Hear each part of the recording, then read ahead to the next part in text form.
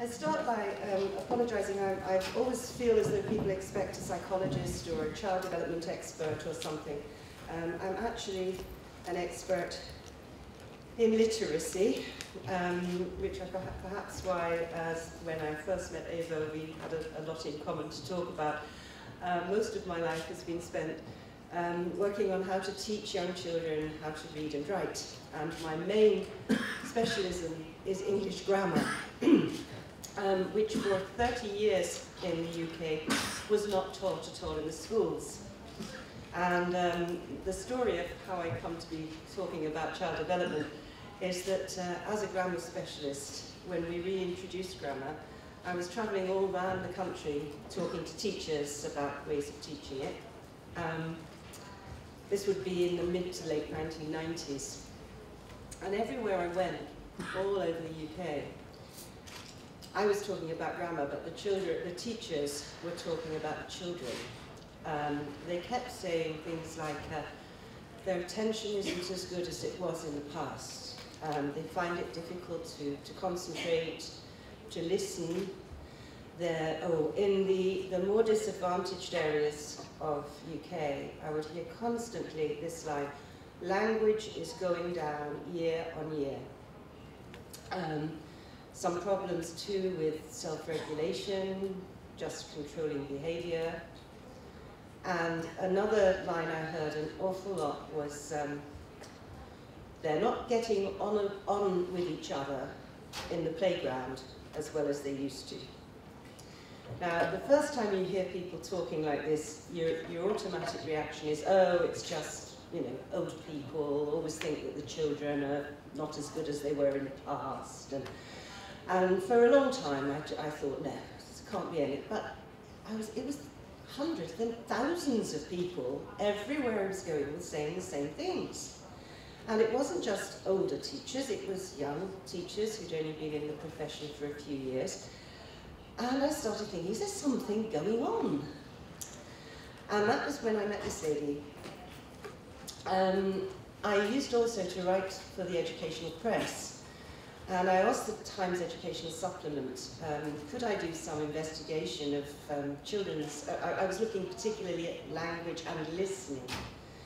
And they found out that Sally was a speech and language therapist, and she'd been doing research on children's listening skills. It was the only long-term research we could find that had gone on into this subject. And the trouble was, it wasn't children like I understood them, because I worked with the 8 to 12-year-olds. This was 9-month-old babies, and I didn't know very much about 9-month-old babies. The only thing I knew was that I had had one myself once. So not a great expert, but got to go and interview Sally Ward. And, well, it changed my life completely. She was looking at how well they can discriminate a foreground sound against background noise. And that's basically what a little baby has to learn to do, to tune in to its mother's voice, it's usually mum, to tune in to the parental voice above everything else that's going on. And in 1984, when she started her research, she found that 20% of the infants, it was inner city Manchester, 20% were not developing that skill on schedule.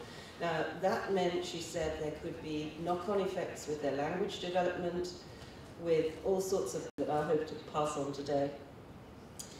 Basically, I think one of the main problems that we've all encountered, excuse me a minute, I'll have a quick drink.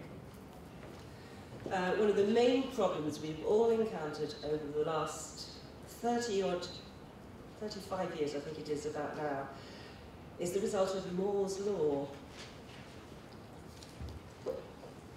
And I don't know whether you know his law. He was one of the founders of Intel, Gordon Moore. And he said back in the 1960s that the power and potential of digital technology would double roughly every 2 years. Now, the power and potential of digital technology really got started just after the Second World War.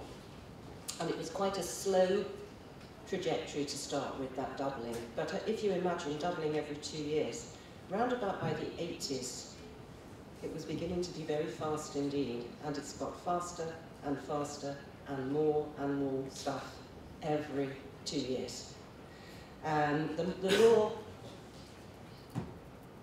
has held pretty true. They reckon at the moment it's gone down to about 18 months. But what it means is that we're learning to live with new stuff coming into our homes at incredible speed, upgrading and updating new things that are devised initially for adults, but which of course children see and children want, and children therefore tend to get. It was difficult to choose something for 2014, but I felt the selfie stick was probably the thing I definitely noticed the most. They're lethal, those things, in big cities. And while the world is moving at this incredible electrical speed, the children are still developing in the same way that they've always developed since children began. And they are growing in biological time, and they need the same basic human experiences that all human babies have needed. So if we want those things that I was looking for to happen, then we've got to look at what it is that children have, lucky children, have experienced that meant that they developed. And see whether the new world we live in, while it might be a brave new world for us grown-ups, is perhaps not quite as kind to children as it could be. I think it's well known that it's a mixture of nature and nurture that creates the adults that we become. Most of the neuroscientists I've spoken to reckon it's 50-50. So my daughter's dyslexia, I can imagine 50%. There was dyslexia in the family. It's part of it was there. The nurture that they get, of course, will determine how badly that problem would kick in. And that became my thesis. Is the nurture we're giving, which is so influenced by the culture, is that nurture meaning that if there is a slight problem, it's worse than it would have been? And that maybe for some children who don't have a problem, the problems are occurring because the nurture simply isn't adequate. I came to the conclusion that it boils down to two things that children have always had. Lucky children. The love. Oh, sorry. I'll see if I can go back to that. The love and nurture from their parents and the people who care for them, the adults who care for them, and the potential to play, which is an inborn drive in every child, and through which we learn things for ourselves, not what's given to us, but what comes from within. And there, actually, that second picture, that, oh, now I'm going backwards.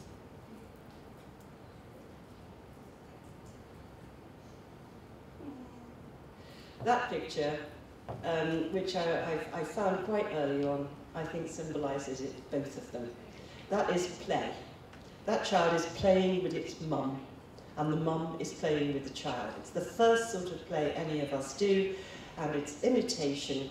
And the moment a baby is born, it's programmed to imitate the adults that it meets, to fix eyes on the face and to try to imitate. I don't know, have you seen that film of a father who's holding his minutes-old baby in his hands, and he puts his tongue out, and the little baby struggles and puts its tongue back out at the father?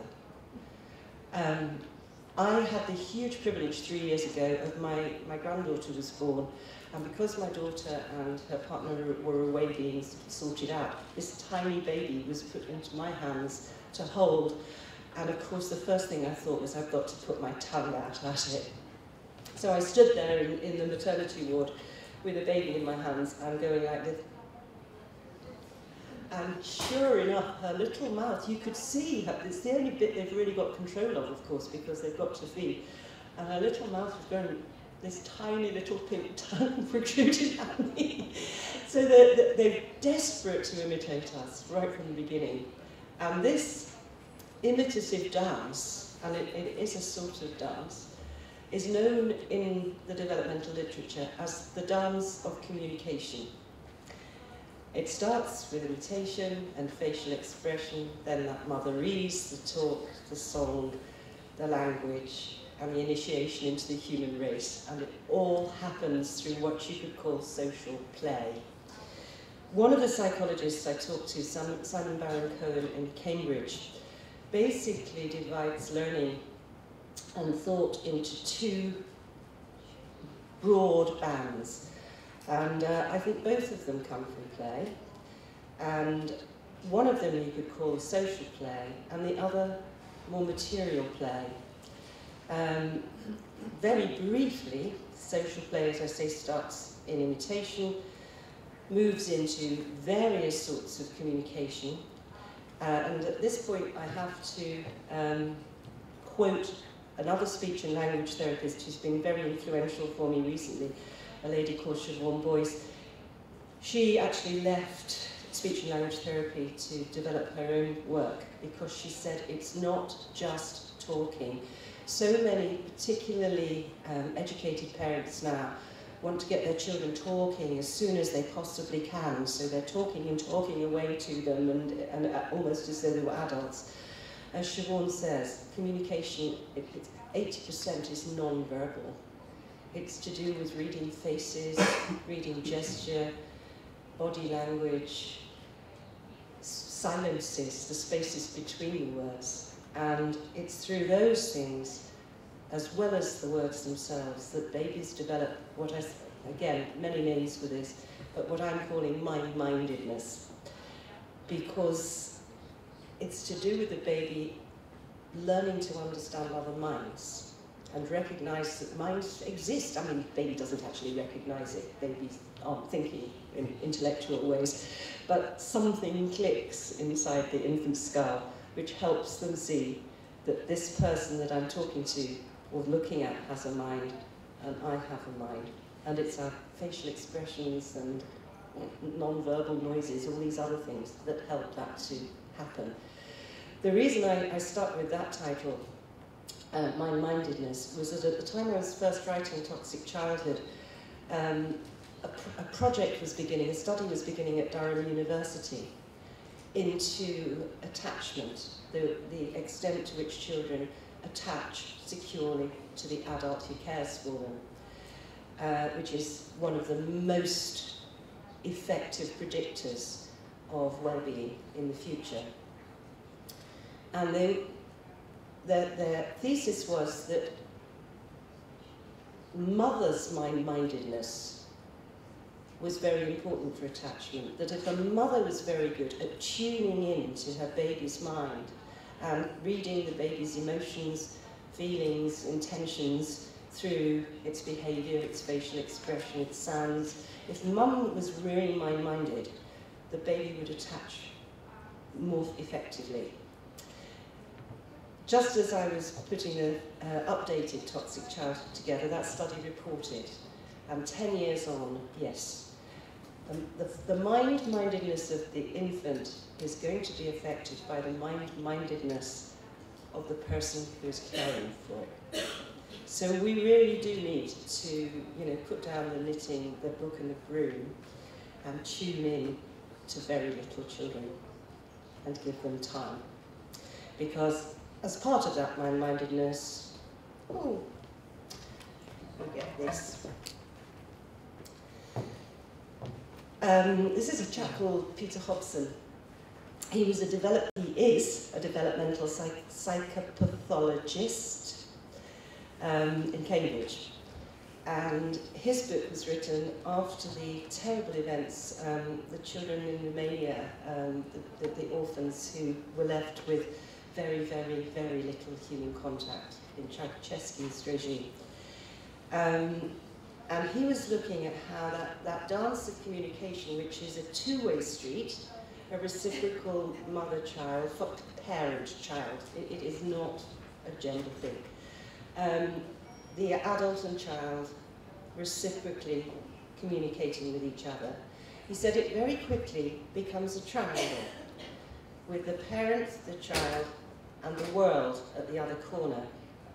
And he believed that the capacity to sort of click this idea of mind comes when the child recognizes that that beloved adult is seeing the world from her or his point of view, whereas the baby is seeing it from his point of view. So when mum points and says, "Oh, look, a doggy," and the baby's gaze travels from her face to the doggy, there's something going on, genetic expression of this human capacity to empathize, to see that she's seeing it from one point of view and you have a different perspective. It's recognition of someone else having a mind. Now, Hobson explains this in scientific terms, but he points out that people have known it for a long time. That's a painting by an English artist and poet called William Blake, who was writing at much the time that I think Ostravě was first being developed as an industrial centre, beginning of the 19th century. And his painting there, under which he's written, "Teach these souls to fly," has a baby held aloft by the power of the maternal gaze, and he's looking somewhere. And mum, of course, will follow his gaze, and that's when it'll happen. Gosh, I must be me. She must be her. And that thing over there must be a doggy. Language is involved in it, but it's not just talking, it's a lot more. It's so important, it's actually been enshrined in a major world religion, but it was known long before that. That's one of the earliest hieroglyphs, wall paintings, wall sculptures of Egyptian pharaoh and pharaohess with their babies on their laps, engaging in an age-old dance of communication. And out of it, of course, comes language. So the social play that we do in those first 1 to 2 years is so vital for that child to grow and develop. But it also needs material play. And for that, one of the main roles of the grown-up is to back off. What babies want to do is explore the world through all their senses. They want to smell it and touch it and see it and hear it and feel it and roll in it and, unfortunately, eat it. And the adult job is to give the baby as much opportunity to discover that world for him or herself as possible without any danger. A very, very difficult job when you're trying to, especially in a modern house where there are so many electrical things and so on. But if babies get the chance to move in that way, that's how they will develop their own coordination and control of their bodies from the trunk, then through the limbs and the neck and the head. And such a surprise to me. I'm a literacy specialist. All I wanted them to do was to sit at a desk and do grammar. And for me to discover that this grammar actually starts with the whole body and the whole movement, and it's not going to work unless you've had those experiences too. And the children need to run and skip and jump and be free and play in every possible way. It's been a big voyage of discovery for me, really. But as time goes on and they become more capable of controlling and coordinating all their body, that's when we begin to do what our ancestors did, pick things up and use them for ourselves. And what it seems that play does for children is it makes them pick up not the things we grown-ups have given them, not the doll, the nice doll, or nowadays the nice computer game that we bought in a shop. The thing is for them to pick something up and realise for themselves that they can use it as a toy. And there's a moment which Hobson reckons is probably very similar to the moment when the mind-mindedness thing happens, when children will pick up something, smile to themselves, and go boom, boom, boom, boom, boom, boom, boom, and turn it into something else. Now that is our understanding of symbol. When I take my dog for a walk and he finds a stick, to him, it's just a stick. But to a human being who can do this looking at things from more than one point of view, that stick could be a lever, it could be a prop, it could be a weapon, it could be used in so many different, hammer. And the fact that we can, it's the seeing it from another point of view routine again. That gives us the potential to move beyond the physical tools to the use of symbols in thought. And is probably connected with our capacity for language, which is our great symbolic system.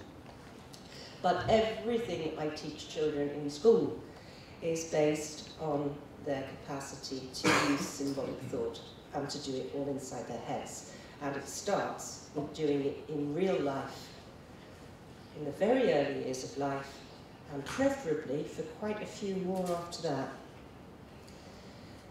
All of these things are mixed up together, and you can't say you do this to develop one. If you concentrate on developing one little bit, you'll lose it. The rest will collapse. It's all happening as a great holistic process as the brain unfolds and builds itself. And the way it does it is play. It's where the child learns because it's their inborn drive to learn through social and material play. It's therefore intrinsically motivated. It comes from inside them. It's not because we're telling them to do it. They really want to, for the thrill of discovery and learning. And it is above all where we develop all our self-regulatory powers. The capacity, and it's self-regulation, not imposed regulation. Controlling our own body and brain, and part of it are the three things that I found myself out looking for right at the very beginning.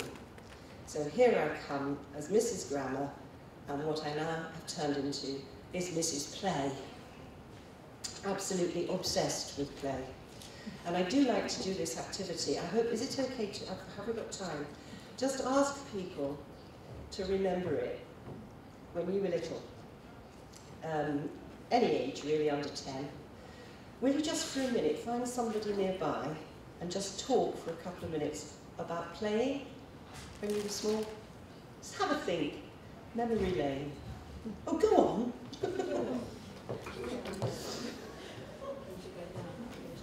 What did you play?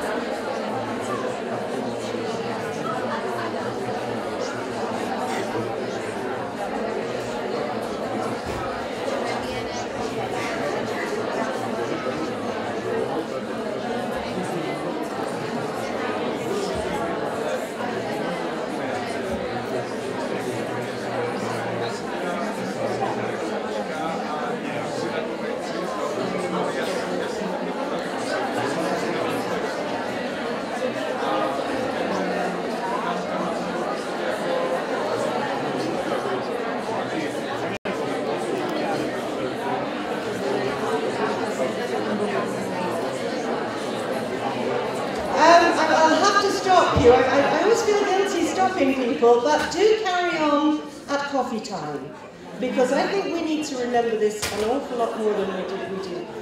And it was always great fun when I'm watching to see how many people are laughing and the amount of body language you see. People moving around. That definition on the board there, on the thing, is that what the play workers definition. The science of play is relatively new. But the play workers movement, which began in Scandinavia you know, is really getting lots and lots more information about it. And I mean, it's a wordy definition, but it sums it up for me. It is freely chosen, it is personally directed, it's intrinsically motivated, and the child is actively engaged in the process. And I'm now going to ask you 4 questions, and could I ask for a show of hands on each one? How many people, when they were talking then, found themselves talking about being outdoors? Could I see hands for outdoors when you're playing? Outdoors. Yeah, it's usually, oh, they go. Yeah, I'd say it's generally the majority of people playing outdoors. What I'm finding is that is changing since I started doing this activity even 5 years ago. 5 years ago, I would have a forest. Nowadays, there are fewer. And it's particularly the case when our audiences are younger. Audiences under 25. It's reversing. Second one. Now, hands up quickly this time. You ready? How many were talking about playing with other children? So that could be brothers, sisters, friends, school classmates, playmates in the playground, children, other kids. Yeah. That, again, it's usually the majority. Remembered play tends to be outdoors, social. Right, the next one, and this one always fascinates me. How many people were out of the direct supervision of the adults? So either not supervised or very loosely supervised, yeah. Most play that people remember is loosely supervised or not supervised at all. And the number of times I hear people say, we would be off on our bikes for hours on end and come back when we were hungry. And I don't know about Ostravě, but not many children in the UK get to do that nowadays. And final question. How many people, the play they were thinking of, were thinking about a particular manufactured item, a toy or something that you would buy in the shops? We're talking about a particular thing. Can I see the lady there? What was it? Can you say? Can anybody tell me what the item was?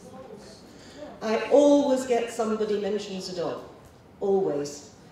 Anything else as well as dolls? Ball. Blocks.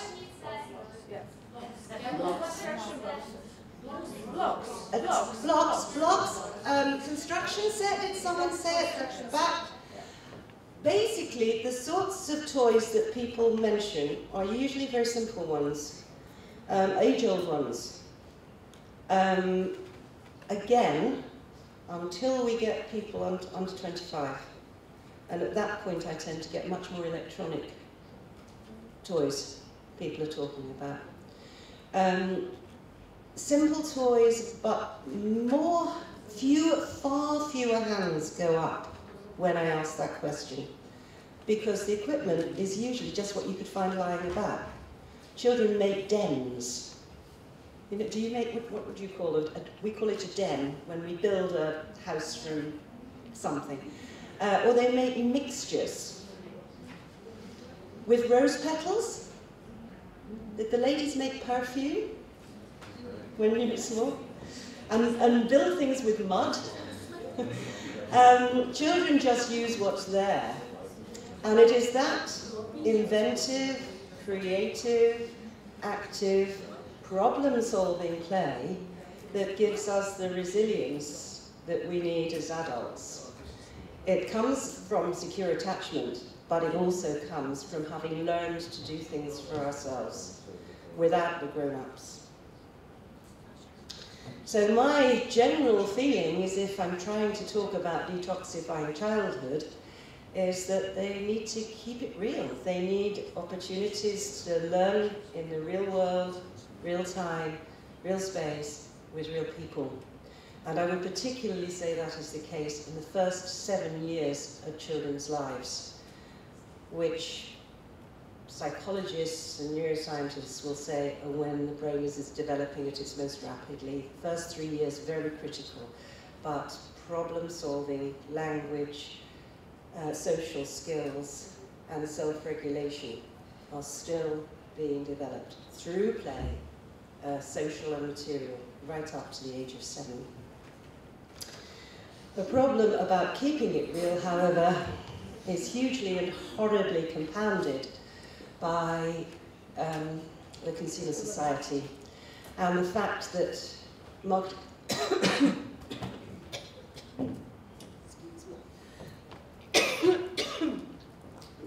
departments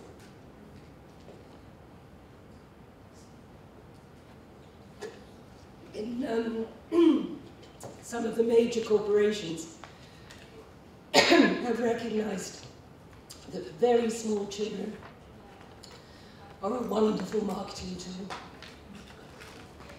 I do commend that organisation. A woman, oh dear me, sorry, it's okay, I'm there. A woman called Susan Lynn, no, it's fine, set it up in the early 2000s.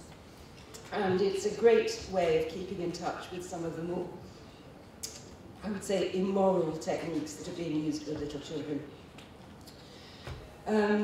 I'm particularly concerned at the moment with the extent to which screen-based technology is being sold to babies.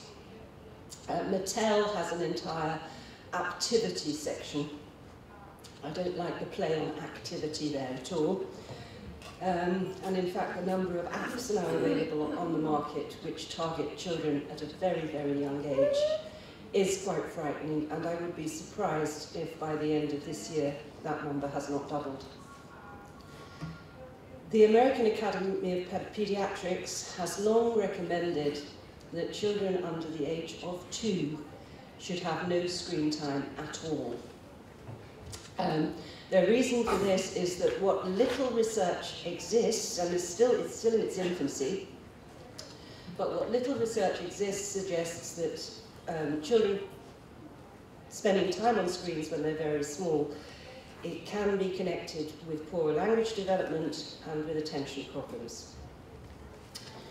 But the main reason, I would say, is simply that the more time a very small child spends just scrolling on a screen, or staring at a screen, the more chance there is that that will become that child's default activity. Because if they're not getting the practice at doing all the other things, then they're not going to want to do them. We learn to do things by doing them and by practicing them. That's how neural networks are laid down. And the child that's sitting there just doing that is not immersing itself in the whole world with its whole body and all its senses, and developing what we were talking about earlier, common sense, through that common sensed experience, which is embodied. A child that is not getting that is a child who is going to be missing out on so many of the characteristics that have helped us become the humans we are. So really, at the very beginning, keep it real. Unfortunately, children sell things very well. They are interested in buying them, and their parents are interested in buying things for them. So marketing departments are very, very keen to get them as soon as possible. It does make me very angry, this, and I've just got 2 of the quotes that have made me angriest. One is a chap called James McNeill, who wrote the first big book on marketing to children, Kids as Customers, and this was his line that made me cross. Kids are the most unsophisticated of all consumers. They have the least and therefore want the most. Consequently, they are in a perfect position to be taken. This is the language of warfare. And it is also being directed at very tiny children. And now we have another lady, a charming lady, who is obviously a psychologist and now working as a marketing manager. Advertising at its best is making people feel that without their product, you're a loser. Kids are very sensitive to that. You open up emotional vulnerabilities, and it's very easy with kids because they're the most emotionally vulnerable. Actually, I would say there is another emotionally vulnerable group as well, and that is young parents who are desperate to do the best thing they possibly can for their baby and give them the best possible start in life. And they too are very often heavily targeted by manufacturers of products for children, which actually the children do not need and would be much better off without. So many of our children now, the nurture that they're getting is being seriously informed by global corporations of this kind. And one of the main messages they're getting from the many, many screens that they are engaging with on a day-to-day basis, one of the main messages they're getting is that the thing that solves all problems is shopping. And another important message they're getting is gender difference. Girls are pretty little princesses, and boys start off as superheroes, and then generally degenerate into rather cheeky little creatures, actually, that you see all over the children's television channels.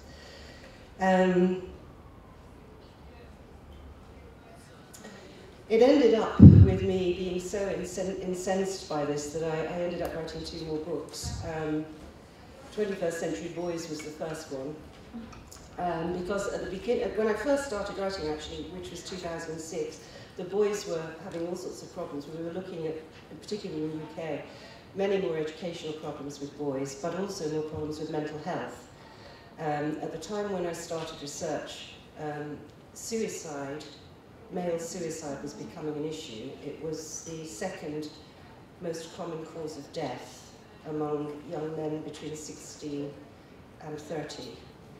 It's now the most common cause of death among that age group, and it's just been going up, along with issues of mental health right across the board. It did seem back in 2006 that the girls were doing rather well compared with the boys, but they've now just overtaken them in terms of mental health problems. Very often, one of the psychologists I spoke to said if boys have a problem, they tend to kick out, and we notice it as a social problem. If a girl has a problem, she internalizes it as sadness, and it takes much longer to notice it. And I think that perhaps this is one of the reasons it took longer for the girls' issues to show. But we now have real problems with child and adolescent mental health in the UK, and I think personally that I put it down to 2 things. One is this influence of cool culture, which is making children believe that stuff is the same thing as love, that you buy love and you present it as a present, but is also making them extremely self-conscious of appearance and being part of the in-group. So I call that the influence of cool, which is killing play. But the corresponding influence, unfortunately, is coming from my own profession, because our government is now pushing education as the answer to everything. It's pushing literacy particularly as the answer to everything, and it's insisting that children start learning to read and write at a younger and younger age. We now have little children going into school at the age of 4 and immediately starting on reading and writing. So cool and school, and somewhere in the middle, play, is disappearing from children's lives. And from what I can see, and from what many psychologists I talk to say, it is that loss of play which is probably ending up as the problems with mental and physical health further down the line.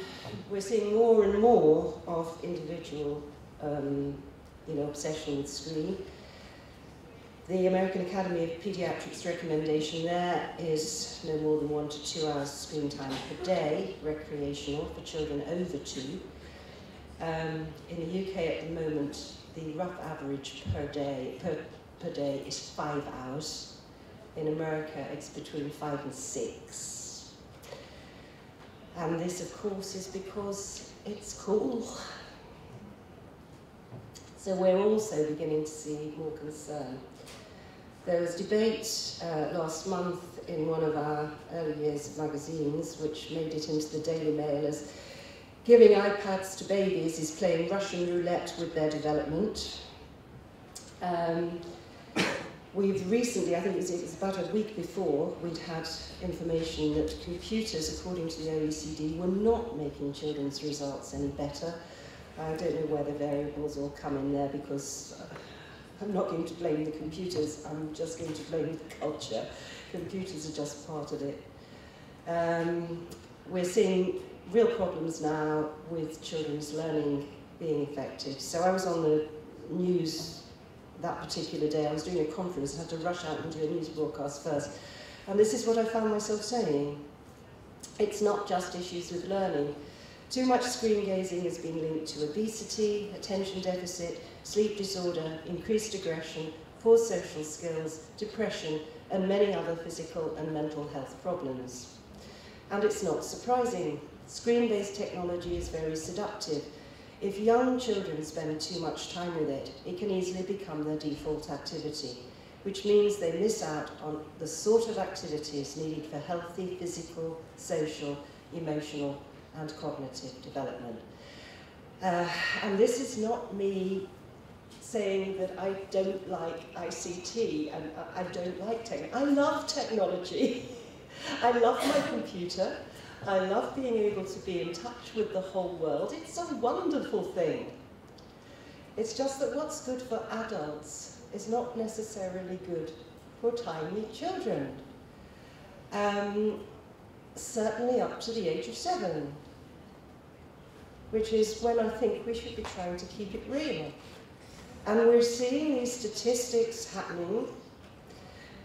The iPad came on the market in 2010. Look at the way ownership of tablet computers has changed since then. Last week, Scottish researchers found that children under 5 are spending at least 20 minutes a day, most of them playing on iPads. Now, that 20 minutes isn't worrying me too much, but these things are growing and growing and growing, and those statistics will have been collected 2 years ago. So Daniel Anderson, who is a media expert in the USA, rather like me, well, no, I can't compare myself to Professor Anderson because he's much higher level than me. We both worked for television. I was BBC's education consultant for about 10 years, and I worked on the CBeebies programs, the early CBeebies programs. But I left because CBeebies used to be for children of 3 and over, and suddenly they'd started making programming for children under 3, and I thought, I can't work there anymore. Daniel Anderson did the same in the USA. He worked on what I thought was a wonderful educational program called Blue's Clues. Did you get Blue's Clues? In Czech Republic. I always loved Blue's Clues. It was one of my favourites, like Dora the Explorer. And he was the developer of that, but he too has left because he's so concerned, and he's researching now the impact of technology on infant lives. And I find that quote, "We are engaged in a vast, uncontrolled experiment with our infants and toddlers, plunging them into home environments saturated with electronic media." I find that quite chilling. Just as chilling as this one from Daniel Tenner, who is an IT expert. "It would be a shame if brilliant technology were to damage the brain that created it." We have got so far by keeping it real when children were little. And that's what I personally think we should continue to do. So that's my latest book. I'm trying to get the UK authorities to ring-fence 4 years of children's early life for play-based education and opportunities for them to be outdoors and playing. We're starting in Scotland, which is my home country, with a campaign called Upstart, And already, and it's really interesting, we've got an awful lot of very high-profile support. David Cameron there is not the one you might have heard of, who is the Prime Minister in England. This one, he calls himself the real David Cameron. He is an educationist who helped create a Scottish curriculum. So we have educationists on board, but we also have John Carnahan, who is a Scottish policeman, superintendent of police in Glasgow, where they know a lot about violence. And he believes firmly that we've got to be looking at the way we are bringing up our small children if we want to reduce violence. We have, fortunately in Scotland, the president of the International Play Association, many other people from education, social work, early years. And the last one there is a lady that I'm particularly friendly with. She is a research scientist at Dundee University and has created a wonderful website about the baby's sense of connection when they are first born, and is looking into the science of human connection. It's that science that starts with the dance of communication, moves into the triangle of relatedness, and then out into children's play. It's that that is going to detoxify childhood. I believe wholeheartedly that we will. It's just a matter of time, but I'd like us to get on with it as quickly as we possibly can. So, thank you very much for letting me come and talk about it today.